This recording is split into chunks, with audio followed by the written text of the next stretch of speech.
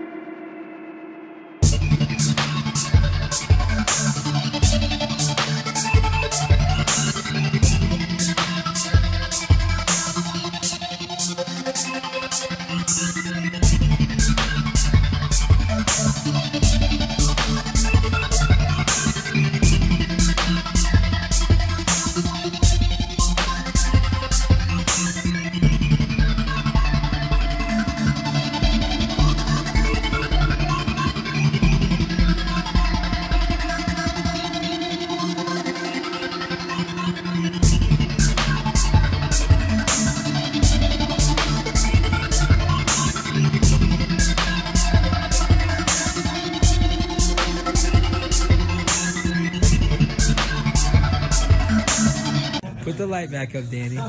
Don't be scared. Put the light back up, Danny. Don't be scared, homie. Why you mad, Danny? There he is. Pretty fly for a white guy. She's not right. What's up, man? I'm feeling real bad right now, man. I don't like what I just saw. You're gonna survive. I like your guy. I like no love. Absolutely. No love. How about no love? Doc, what do you think about no love? All time. Well deserved. I mean, in this, we talked about it. You outslayed Dominick Cruz. You made Dominick Cruz. You weren't over aggressive. We thought this week you were going to get it done. We thought you were going to be too aggressive. It was close, but you got round 1. Round 2. The champ is here. Got some dance moves, not too shabby, man. Break dance, he pulled the pistol.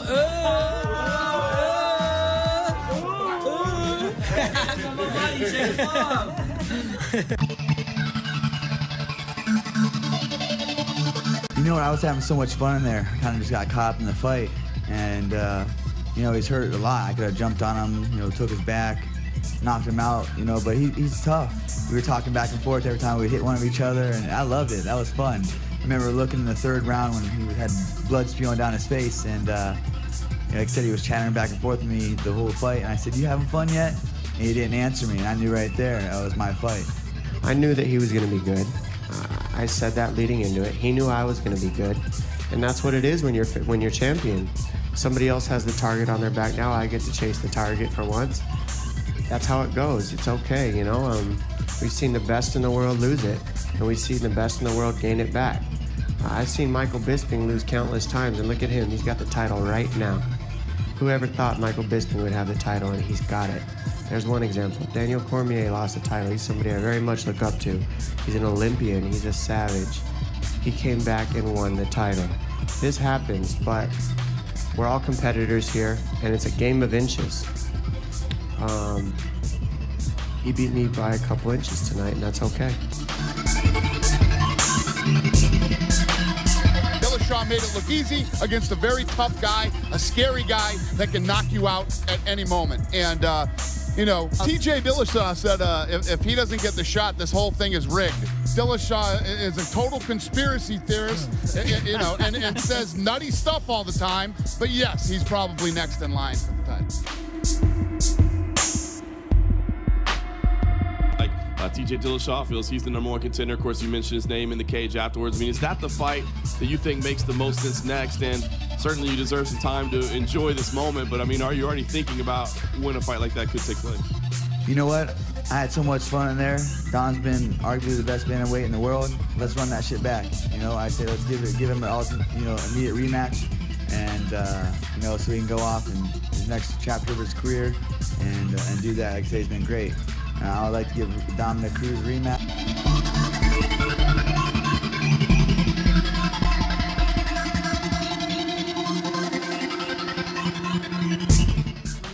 Toughness doesn't get you the belt. You got to be smart and you have to go around it. There were a couple times it did seem like he tried to bait you, and I think you were having a little fun. Did you have to check yourself a little bit? No, man. I mean, I was pretty level-headed out there. You know, I'm more level-headed in my fights than I am in the gym. You know, so it's there's a lot on the line. You know, I mean, you got to be smart. You got to be composed.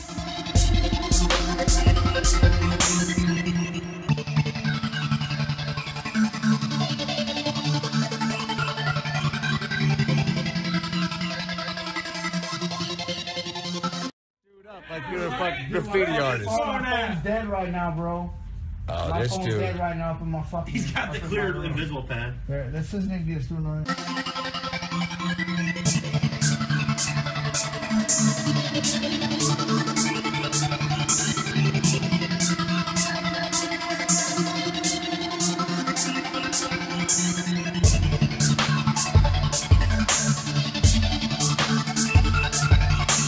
Do the move. Wait, what is it?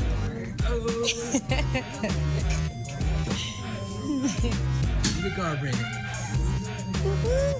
Just step on my foot.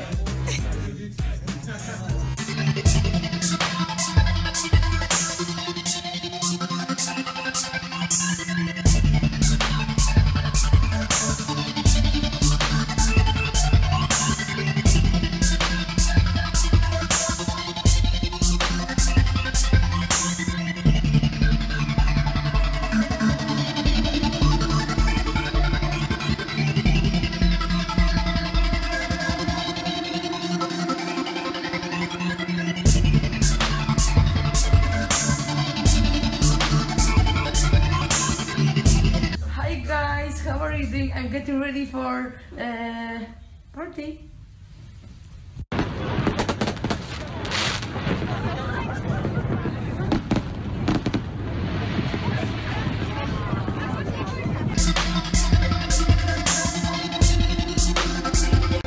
What's this? We fighting. Bro, really? What weight? One what? Whatever weight you want to do. 180. How much you weigh? 180. Let's do 180. How much you weigh? More than you, little guy. I weigh 200. Now, how about 210? All right. Let's do it. Go, you hear that? 180. Me and Biscuit. 180. But then no belts on the line. No belts. Fuck that. All right, so you can fight for the fucking sake. Fuck it. Let's go. What month? May. I'm 100% serious. I'm going to have a good surgery. 4 weeks from here. April, May, something like that. Down? When we tap out, you get it in. Put your big boy pants on, step for weight class, stop throwing weight, get man, fight at your real weight. Whatever you want, fuck it. I weigh what if you done that? What? I weigh 205, you weigh like 199. Listen, feel that. Well, you don't know what? All right, you heard it. May 180, he agreed. I agree. You agree. I'm in. All right. John Jones is kind of hanging over the entire division. No, he's not. How are you thinking? Like he's not hanging. He's not hanging over the division. He's not hanging over the division. He's not in the picture right now. He's never been defeated. He's never been defeated, but he's not in the picture right now. John is still pound for pound the best fighter ever at 205. Still, in my opinion, besides Demetrius Johnson, be the pound for pound greatest fighter ever to get inside the octagon. I have nothing but respect for him, but he's just not in the picture right now. You know what I mean? Whenever his time comes, he'll be back in the picture. He'll be a subject then. He'll be a topic. He'll be an issue then we have to deal with. But right now, it's just DC and myself that everybody needs to worry about. We don't need to worry about the rest of the division because I don't think DC wants to fight anybody else because I've already cleaned out, you know, the top 5 in the division. So DC really isn't interested in anybody else unless he wants, like, you know, no offense to Bader, but if he wants Bader, you know what I'm saying? So, and that's, I beat Bader, you know, I crushed him, you know what I mean? And I don't think nothing, that's not a question, you know what I mean? I think he's just DC and I, man, I think that's it. I'm a big fan of Conor. I like Conor, consider him a friend. I you know, openly say I wish a little less of the bling bling talk, but that's just going to come with the maturation process and the evolutionary process of Conor McGregor's life. It's not even that, Bruce. Even if you don't believe that stuff, you got to say that stuff. Thank you, Floyd Mayweather. Unfortunately, but that's unfortunately, that's the effect he's putting on. But also, there's a situation, and Dana quoted this just the other day. And this is a situation I've seen ruin not just sports stars or affect their careers, not just movie stars, not just musicians, but people in business too that are very successful. And it's called ego.